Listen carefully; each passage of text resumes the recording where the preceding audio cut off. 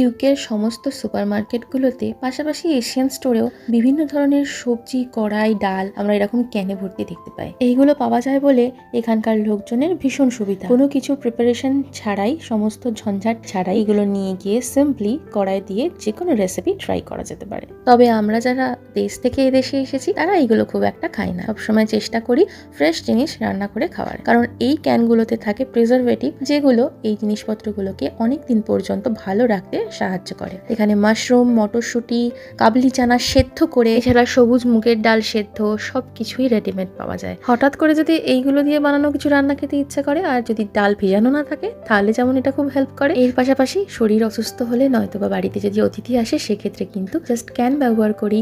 চানা কিমা, চানা পনির, নয়তো বা তরকার ডাল, যে কোনো কিছুই খুব কম সময়ে আর খুব তাড়াতাড়ি বানিয়ে নেওয়া যায়। রেগুলার বেসিসে এইগুলো না খাওয়াই ভালো আমি বলবো, তবে মাঝে মধ্যে খেলে খুব একটা ক্ষতি নেই।